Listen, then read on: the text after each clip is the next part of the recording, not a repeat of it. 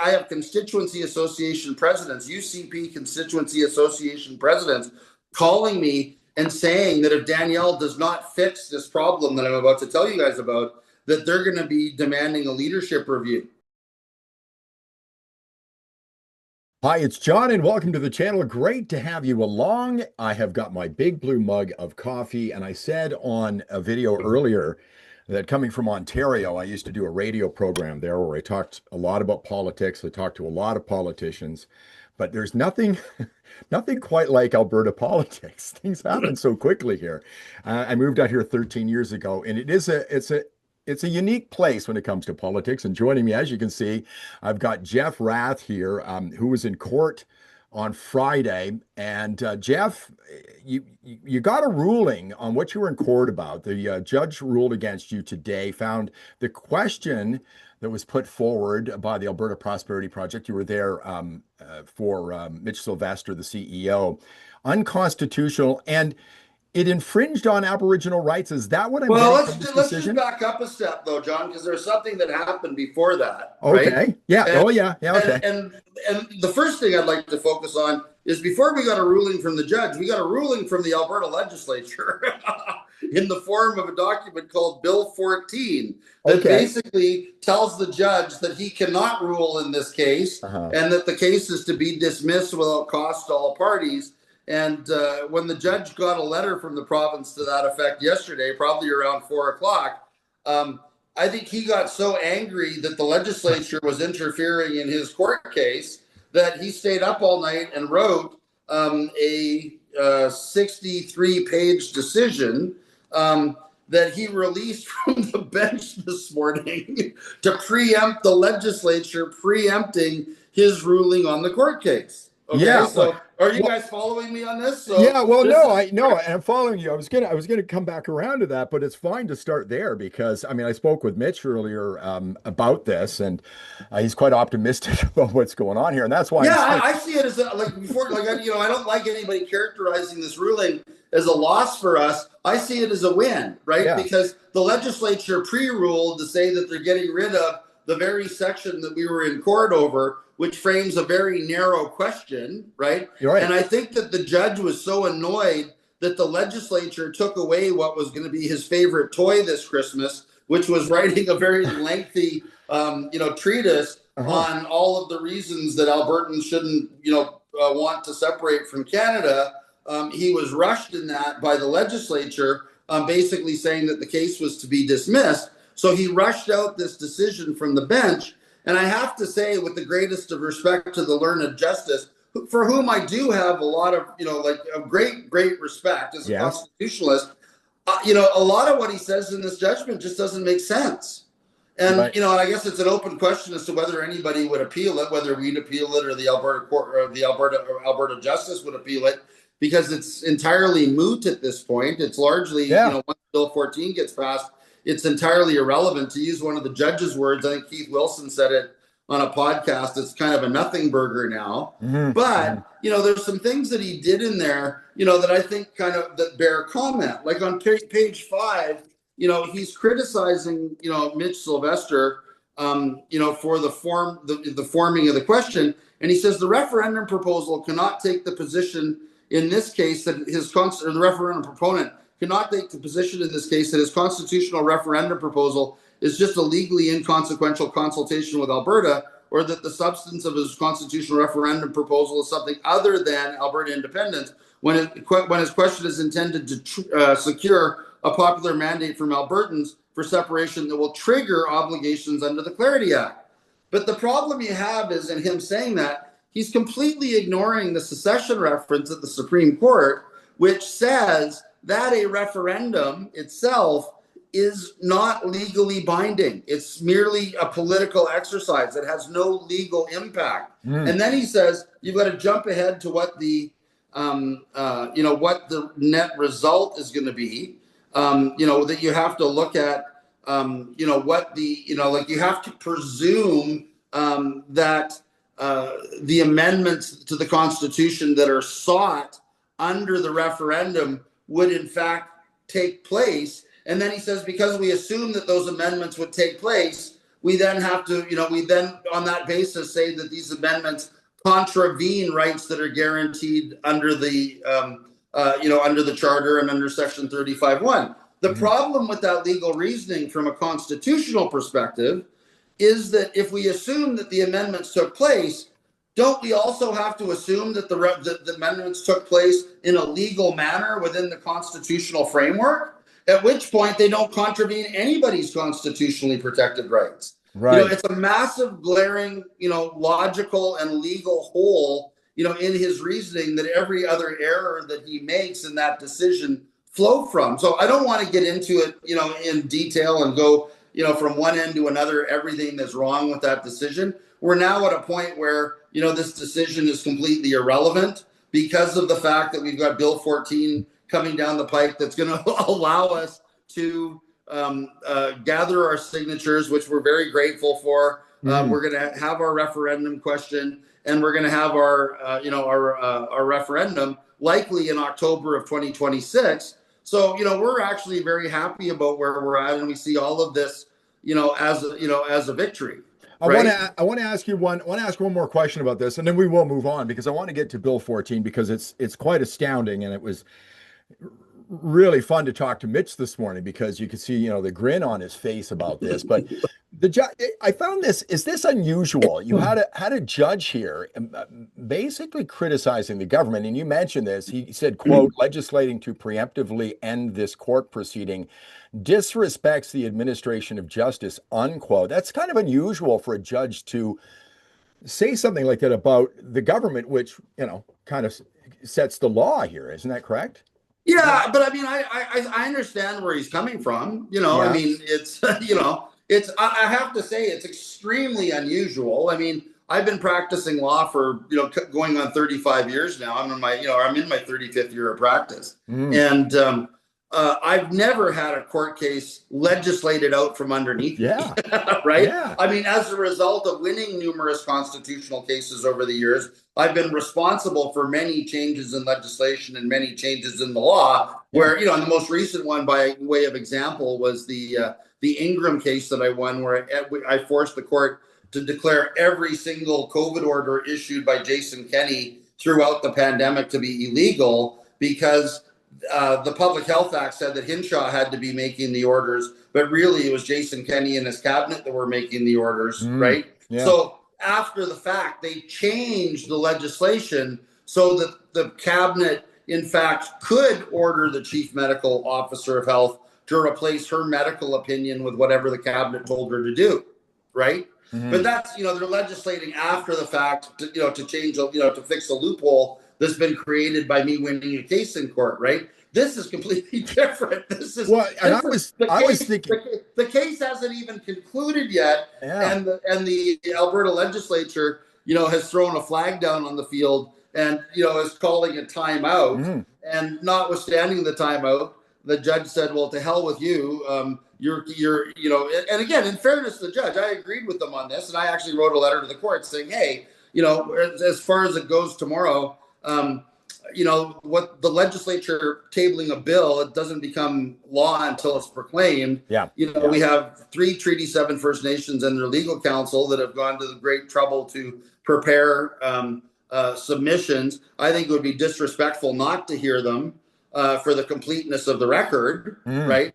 But, we're in a very, and we may want to set aside time at some point in the future to discuss whether or not, of the legislature interfering with the judicial branch in this manner, is in and of itself constitutional, right? Because it's really unusual that something like this would happen. Yeah. But, I think on balance, it is constitutional and it is legal, and whether judges like it or not, the legislature is the boss of them, right? Right. And but I think it really, really aggravated Justice Feasby. Well, and it was, it was pretty evident from the epilogue to this decision, and and the fact that this decision was rushed out the way it was.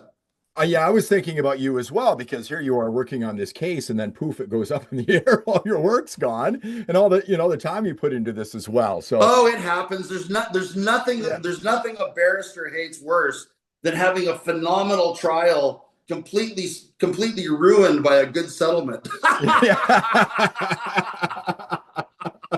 So let's ask you about Bill 14. Oh my God! So this is the real news. Okay, let's forget about all the stuff about the Citizens Initiative Act and Justice Feasby and Yeah. whatever. Like I said, from our perspective, it's Bill 14 from an independence perspective, from a getting to get a referendum question perspective, getting our signatures perspective. It's great. We're really happy with it. I think the devil's in the details. So if they, all of this now is taken out of the hands of the chief electoral officer. It's on the desk of the attorney general, so hopefully, the attorney general does what they promised, and that's to, allow our question and our signatures to go forward. But under this new act, he can say no, right? Yeah. Or he could refer our question back to the court for any reason. So, we're not happy with certain aspects of the bill, but if they do what they promise and let us move forward the way that Premier Smith has said that, we can, that's going to be a very positive thing for Alberta independence.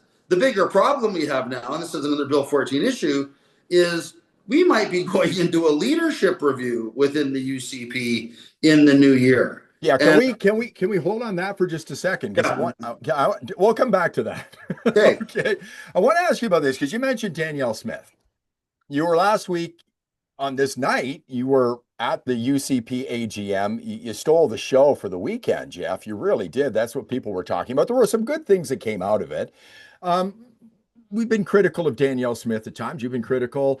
She has lowered the signature threshold. She introduced Bill 14 here.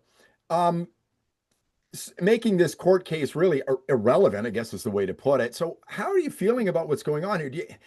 I don't know that she's on her side. I think she's going to remain neutral, despite what people were saying about a radio candidate. Well, again, they misquoted her on that. I'm glad I had this opportunity because apparently I've done something that I haven't done for years now, and that is that I believed a news article that was put out by CBC, right? She was misquoted. She was misquoted. But beyond that, she wasn't just misquoted. They say, oh, CBC had a headline wrong. I read the entire article. In the body of the article, they said that Danielle had said she's going to come out and be campaigning for the Federalists. Yeah. And Danielle's people said it never happened. Yeah. CBC has now retracted that and has basically admitted that they just made it up, right? But they do say that Danielle did repeatedly repeat that slogan that drives all of us nuts, that, she stands for a strong Alberta within a united Canada, right? Yeah, the very exactly what slogan you said. that got her booed repeatedly at the UCP AGM, I would note, right? Yeah, and she said she thought that she thinks Canada can work, and of course, Alberta sovereignty within the United Canada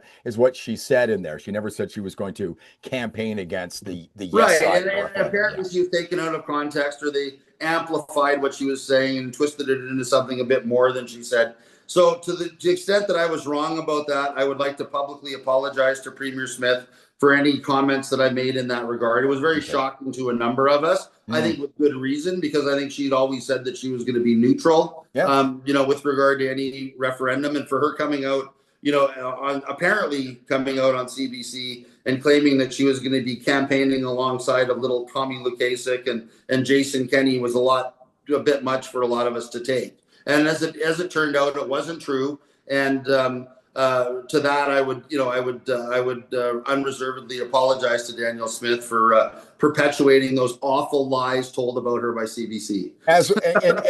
And as frustrated as we get, and I've said it here, I'm frustrated with the process, waiting and waiting and waiting. Danielle Smith has been a good friend to this movement by doing these things. So, we owe her some gratitude, I think, in a way. Bill 14 is going to allow us to maybe be having signatures in January. Is what and I mean, we're happy about that, and to the extent that this is bona fide and that we're not our petition isn't going to end up on Mickey Amory's desk, for him to refer it back to the court, or for any other reason, or for Mickey Amory to not approve our petition. That would cause some hard feeling.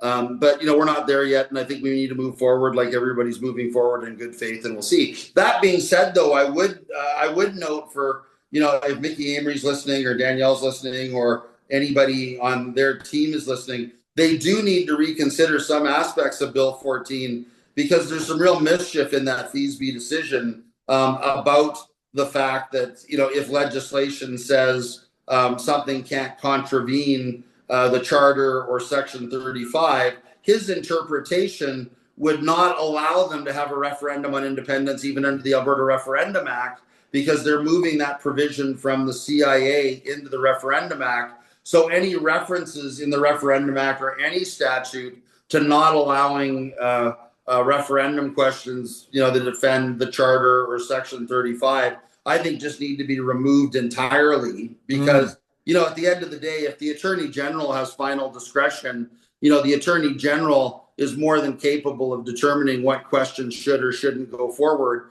without having some sort of internal limiting language within the statute. Right? Okay, so I want to come back. I want to just mention this, and then I want to move on. As you said, leadership review. I want to get to that because we'll run out of time here. It does say in here, and this is on the alberta.ca website regarding Bill 14. I don't think it's the full thing, but it says under Referendum Act, and maybe this is what you're talking about, to reaffirm that a binding referendum result is not required to be implemented if it would violate the Constitution. A proposed amendment to the Referendum Act would state that Alberta's government is not required to implement the results of a binding referendum if doing so would contravene Canada's Constitution. Is that what you're talking about? So you would think something like that would have to be pulled out of it? I would want that removed because, because ultimately, first of all, Feasby's wrong, right? He says, our view is a proposal is to gather signatures and have a referendum, which the Supreme Court says is a political exercise, not a legally binding exercise, and one that doesn't affect the amendment of the Constitution itself.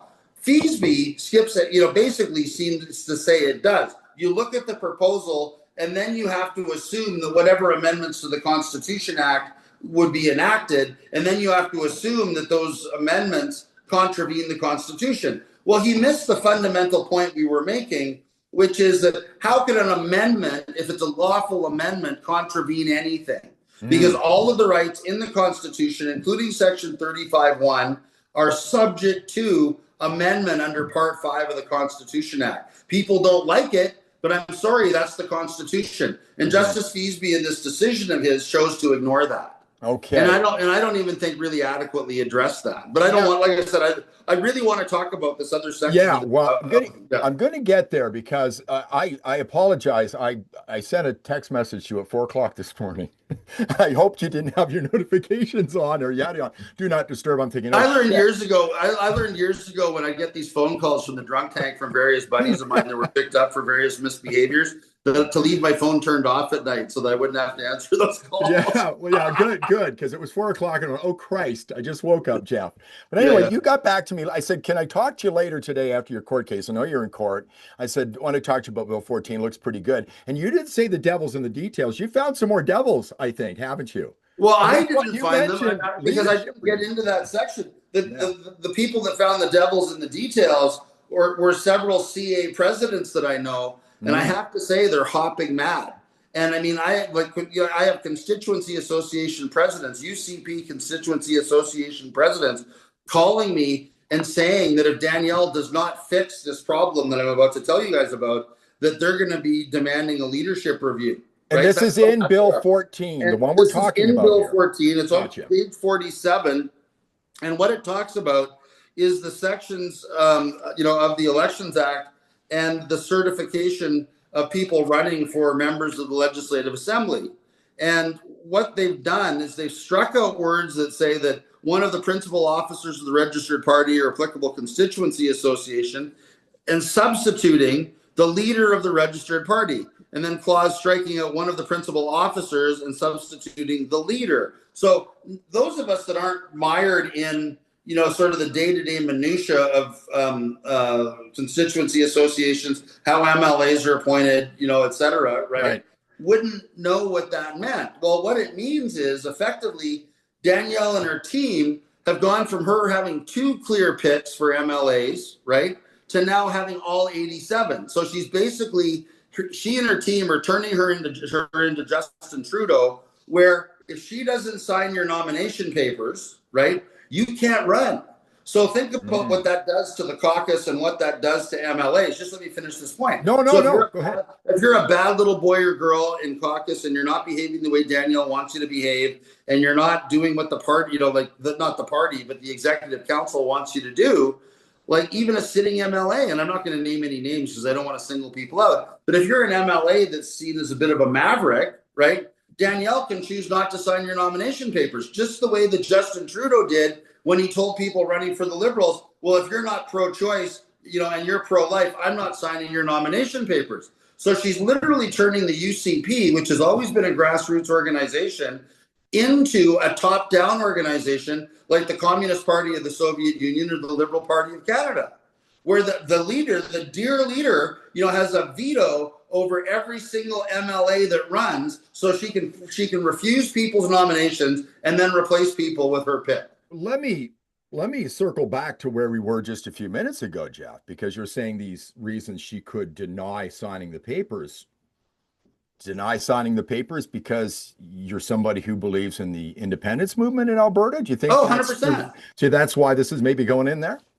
Well, I think that's part of it. I mean, I think she understands that APP has been very busy taking over constituency association boards in the province. And we have a lot of pro-independence constituency boards in Alberta now, and they don't like it. I mean, all the Kennyites in the cabinet, all the, really all the people we want to get rid of, right?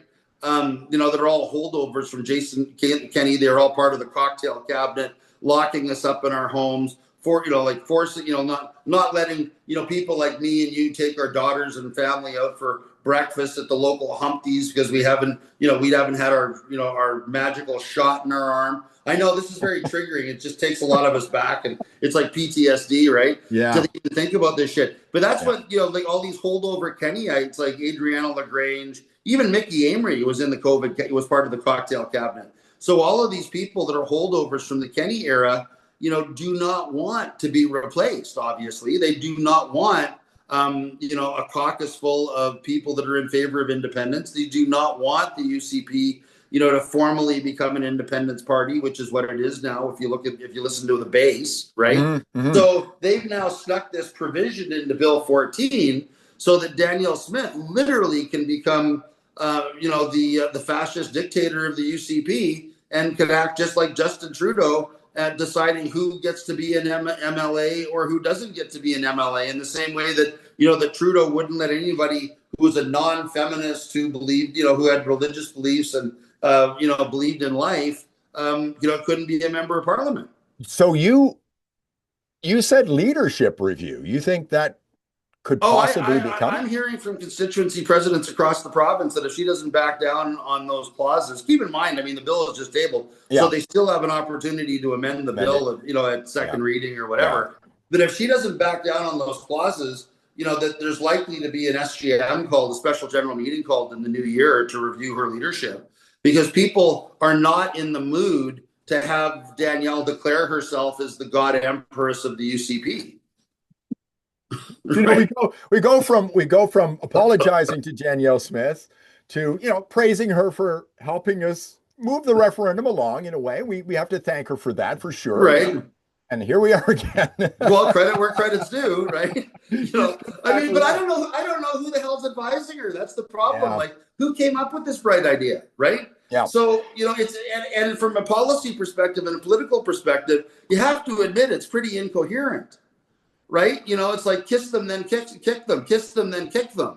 Yeah. Right? And for the average person, Jeff, I see this Bill 14 and I think, oh, this is great. I get Mitch on and we're talking about the referendum. This is stuff that's buried. The devil's in the details. It's buried in there unless you're reading all through this. But now it's out in the open. It could be amended as well. So this might change. Yeah, and I hope it will be. I mean, I don't think the independence movement needs to have an open fight with Danielle. Again, I keep saying it. We would dearly love Danielle to come over to our side and lead Alberta to independence and become the first prime minister of Alberta, right? We bear her I personally bear her no ill will, but when you see things like this and people are calling you and pointing them out and explaining to you why they're so insidious, I think I have an obligation to discuss them in public and to talk to people about what this is doing, and to please, beg Danielle and the team around her to try to internalize the fact that, the more they try to dictate to people within the party, the worse her political position becomes. I mean, this is even like that silly motion that she tabled that that led to Daryl Comic running against Rob Smith for president, where she's trying to limit, she limited speech and debate at the AGM. This wouldn't have been anywhere near a big a story, like, in terms of my having to go to the mic and ask people to stand on their feet, if we just had a debate in the normal course about independence and then took a straw poll amongst our members in the normal course as to how many people favored independence and who didn't. That was the one thing Danielle didn't want, because, of course, all of a sudden, if it's clear that 85 or 90% of your base are firmly in favor of independence, you've got to drop that stupid slogan, strong Alberta within a united Canada, right? He didn't want to do that. She's not ready to do that. She's not ready to have Naheed Nenshi accuse her of being a leader of a separatist party. Well, she is, right? Get over it. And the thing is, I've got it. I want to wrap up here in a second, Jeff, because I'm running short on time. And the thing is, because you didn't have the discussion, now we can say 85 to 90% of the people in the party want independence, and there's no proof that it's not true. So, I mean, you could have straightened all this up a week ago. There is. And on top of it, we wanted to have the debate and the discussion, because I still want to hear from, Premier Smith and others, why they think staying in Canada is so much better for Albertans. Because we know, eliminating, what the benefits are, eliminating federal income tax, eliminating federal corporate income tax, GST, excise tax, carbon tax, industrial carbon tax, all of those things that they're doing, having a strong and stable currency, they're not doubling the money supply every 10 years and robbing us of our savings and the equity in our homes, right? Right. So those are all, if our kids want a future, for all of us that have really analyzed this and have really thought about this, the only future for our kids and our grandkids is if we can get Alberta out of Canada, because the way Canada's going, they're going to drag Alberta down with them, and they're in the process of doing it. Does the Premier not have a duty? I think you've said the words fiduciary duty in the past, to do what's best for the people of Alberta. And seeing that being independent would be better and best for the people of Alberta, is not her duty to at least, entertain the idea, more than or at the very least, as was suggested by a former professor of mine, Leon Craig, who, 6 or 7 years ago wrote to Jason Kenney and calling on Kenney to appoint a minister of independence preparedness. Right. Yeah, why isn't Danielle doing that? Failing to plan is planning to fail. Right. And, and that's what she's doing. And then on top of it, she keeps lying to people. And again, I promised to be nicer, but I'm sorry. But I think this is, what she was doing, that I was elected on a mandate to, fix Canada and elect.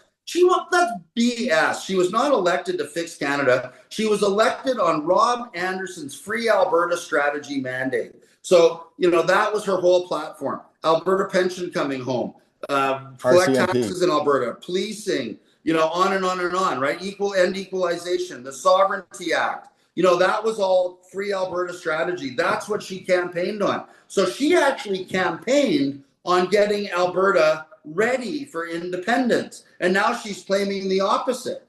So it's pretty, pretty confusing to everybody watching this as to what side of Danny's mouth she's talking about on any day of the week. So so in a couple of minutes, here's the day. Okay, we started, maybe going back to yesterday, we had this Bill 14 come up. But today, kind of a defeat in court, but Bill 14's here. So your summary of the way things are going, how you feeling? I refuse to acknowledge I was defeated. Because I keep saying it. I know you were going to say that. In a normal case, we would appeal. And I think that there's so many significant holes in Justice Feasby's decision that we would prevail upon on appeal, right? Yep. Yep. So we don't, we're not likely to appeal because the decision's now moot and irrelevant because of Bill 14. Yeah. So on that basis, I am allowed to claim victory. Okay. And I didn't mean to insult you. I knew I was going to. No, you're not. Say you got defeated in court. But overall, you're feeling pretty good about the way things are going. Bill 14. We're feeling great about it. I just hope that Danielle understands that her base does not want, Justin Trudeau as our leader, right? So this idea that she wants to have a veto over every MLA on a going forward basis, I mean, I'm telling you, if she persists in that, there's going to be a revolt at the Constituency Association level, and she will lose her party. Right. So no, it's that's how serious it is. I mean, my phone's been ringing off the hook over this. Right. Okay. Okay. So, and I hope she hears me on that. And I mean, again, I bear her no ill will. Mm. I just would like to see some coherence coming out of her policy shop. And I don't think the people in and around her right now, I think they're in reactive mode to too many things, and they're not thinking clearly, and they're not behaving in a coherent manner. Okay. And that's, and that's been clear since they signed that stupid MOU that makes zero sense. Yeah. Well, Jeff, it's great talking to you. Got to wrap things up here. You're going to hear about it. I think I've got, there's a lot of headlines in this video for sure. It's always a pleasure to talk to you. And certainly we're going to be talking. I said to Mitch this morning, the first time I asked him about how do we organize now? How do we get the signatures? All along, we've been talking to you and Dennis and Mitch about, we got to move to the next. Getting to the signature, we're very close now, so we can start talking about getting. Yeah, we got to start now. We got to start appointing canvassers, and we got to get boots up and down and get ready to go out and start getting physical signatures. And we're very excited about that. And then the other thing is we're going to be really accelerating, our pace of town halls. Like we're hoping to do 100 town halls a month now. And oh yeah, we're going to be, we're going to be rocking and rolling. It's we're full speed ahead. It's exciting. Jeff, always a pleasure. You have a great weekend. I always appreciate your time. Thanks so much for talking to me. You and Mitch and Dennis are great to this channel. I just love talking to you guys. It's really fun. Again, have a good weekend, you and your family, and thanks a lot for doing this. Yeah, you bet, John. Thanks for having me on. Okay. If you like the video, give it a thumbs up, subscribe to the channel, ring the bell for notifications. Jeff, do it again. We'll see you in the next one. Get the mug in there. All right.